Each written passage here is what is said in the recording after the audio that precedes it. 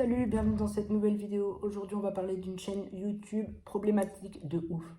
Une chaîne qui devrait faire polémique normalement, selon moi.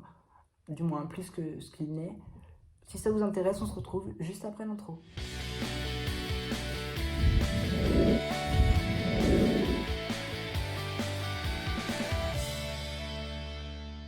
Et cette chaîne, c'est celle de Thaïs Descuffon. En réalité, elle s'appelle Anne-Thaïs Dutertre. Elle est née le 28 août, je crois, 1999.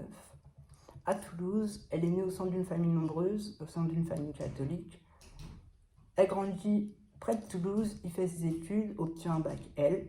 Jusque-là, vous allez me dire, du coup, il y a quoi de polémique? Pour l'instant, rien, justement. On pourrait même s'attendre à ça. Deux amis qui sont quand même très proches de nous. Et alors, une fois, on s'était caché derrière des arbres. À chaque fois qu'il y avait des gens qui passaient, on faisait boum, on leur faisait peur.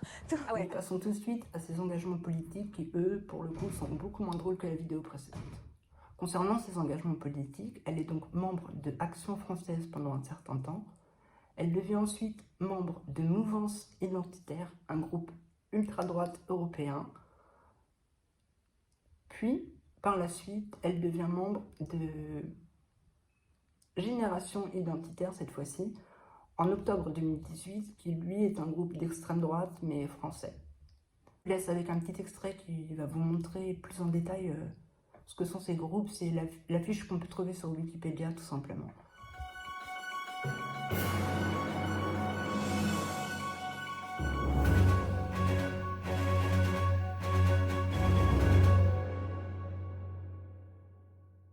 Groupe avec qui elle fera ses premières actions et mènera une attaque contre l'ONG SOS Méditerranée. Mais c'est en juin 2020, avec le groupe Agiprop, qu'elle obtient son plus haut taux de notoriété, si on peut s'exprimer comme ça. Et en fait, c'est à l'occasion d'une manifestation contre le racisme et les violences policières organisée par le comité d'Adama. Ils ont monté sur un toit et ils ont déployé une banderole. Je vous laisse avec un extrait du Parisien qui relate les faits.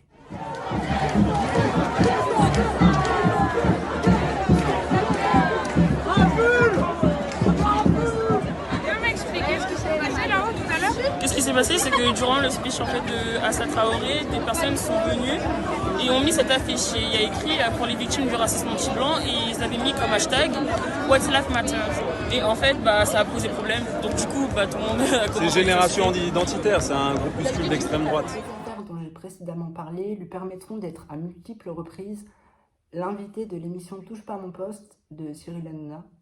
Ça lui donnera encore plus de visibilité et elle pourra y développer ses idées, partager ses réseaux. Ça fait quand même un sacré palmarès du coup, et vu qu'on partageait ses réseaux dans l'émission au début, je me suis dit on va se intéresser à ça, tu vois, en partant sur les réseaux sociaux. Et donc pour les réseaux sociaux, ça donne quoi? Elle a été suspendue plusieurs fois de Twitter, dont une fois en juillet 2020. Concernant Instagram, son compte est régulièrement suspendu pour des propos polémiques, problématiques, racistes, homophobes, transphobes, discriminants. Enfin, je vous passe, on reviendra plus tard sur tout ça. 2020, même 2018 déjà, pour le début des engagements politiques. 2018, 2019, 2020, 2021, on peut dire que ça commence à plus trop sentir bon pour elle. Les médias ne l'invitent plus, les réseaux, elle se fait bannir. Et on se dit donc, si les réseaux la bannissent et qu'il commence à y avoir vraiment des choses qui se font autour d'elle, à quoi on peut s'attendre? Et justement, en 2021, cette même année, il y a une décision de justice qui est rendue. Les groupes auxquels elle appartenait sont dissous.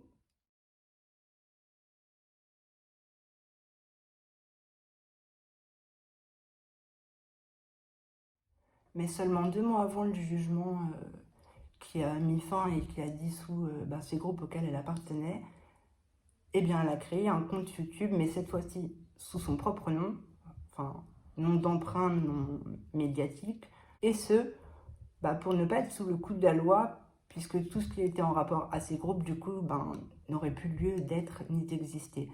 Et on ne peut pas dire le contraire, puisque vu qu'il y a eu une procédure et un jugement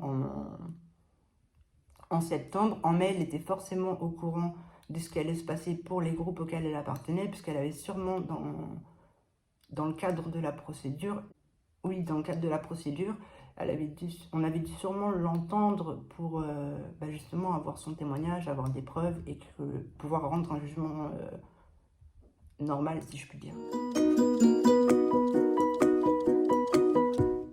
Et malheureusement, du coup, sur cette chaîne YouTube, depuis qu'elle a été créée, eh bien, nous avons droit à ce genre de vidéos. Je suis une femme, mais je ne suis pas féministe. Eh bien, je dois faire mon mea culpa. J'avais fait l'erreur de ne pas définir ce que le terme femme veut dire. Ce n'est pas un hasard puisque nous vivons à l'époque du trans. Et les trans commencent à faire l'actualité. La bande gauchiste a diffusé récemment des affiches représentant un homme enceinte. Pour ceux qui n'ont pas suivi, vous avez rien loupé. Il s'agit simplement de femmes qui se déguisent en homme ou plutôt en semi-homme, qui pour certaines font de la chirurgie lourde et prennent des traitements hormonaux. Quand on est normal, on voit une femme enceinte. Un militant trans est même passé à la télé, chez Quotidien et évidemment, pour parler de son expérience d'homme enceint suite à cette polémique autour de l'affiche du planning familial. Toute personne enceinte doit bénéficier d'un congé lié à sa grossesse. J'en ai bénéficié. Et si vous êtes comme moi, vous trouvez ça repoussant et vous voudriez pouvoir répondre à ce genre d'imbécilité. Et donc, dans cette première vidéo, on peut voir des propos transphobes, discriminants pour l'homme transgenre qui est sur le plateau de Quotidien. Vraiment, ça ne devrait pas avoir lieu d'exister. On ne peut pas dire à quelqu'un « t'es un semi-homme, t'es une semi-femme, t'es un semi-être humain ». Enfin, il y a d'autres propos qui sont tout aussi problématiques et d'autres qui le font parler. Ce sera le deuxième extrait vidéo. J'en mettrai pas d'autres parce qu'en vrai, chaque vidéo est problématique, mais ça va vous donner un peu une vision de ce qu'est la chaîne de Thaïs. On y voit donc un polycule d'Américains, évidemment tous obèses morbides, qui personnes, 3 hommes et 3 femmes. Vous vous dites peut-être que c'est la pire bande-annonce pour une série Netflix de tous les temps, mais non, c'est une bande de polyamoureux tout à fait sérieux. À votre avis, pourquoi ces gens ont choisi le polyamour ?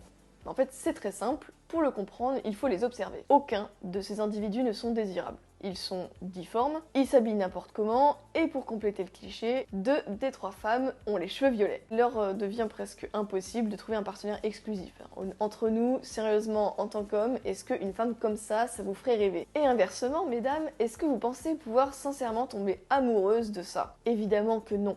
Si vous voulez, c'est un petit peu, je sais pas, le communisme de la loose. C'est un petit peu le management de la misère, quoi. Ils sont en fait un groupe de potes dans lequel chacun peut coucher avec l'autre. Pour ces gens-là, malgré ce qu'ils disent, le polyamour, c'est en fait une manière pour eux d'accéder à une sorte de version Wish du bonheur amoureux. C'est trop difficile d'accéder à une relation monogame quand on est vraiment en bas du panier, alors on se console en se rassemblant dans une tribu de gens tout aussi médiocres et malheureux. Au moins, ils conservent leur honneur plutôt que de faire partie du harem d'une 4 sur 10. Dans cette deuxième vidéo, on peut voir des propos tout aussi gênants que dans la première. Elle nous explique le polyamour selon elle, bien évidemment. Nous pouvons voir des propos grossophobes, discriminants. Vraiment, c'est le fond de commerce de la chaîne, j'ai l'impression. Il faut clasher, être dans la méchanceté et surtout te sentir toi sur au-dessus de la population. On va juste se détendre. Vraiment, je me pose la question. Pourquoi personne n'en parle? Genre, vraiment, je trouve pas ça normal. Cette chaîne existe depuis 2021. Il y a des propos polémiques tout le temps, des problèmes tout le temps. Ça reste. Personne ne signale. Personne ne... Je comprends pas. Voilà, je pense qu'on a fait le tour de la question. C'est pas la meilleure vidéo que vous aurez vue de votre vie, j'en conviens.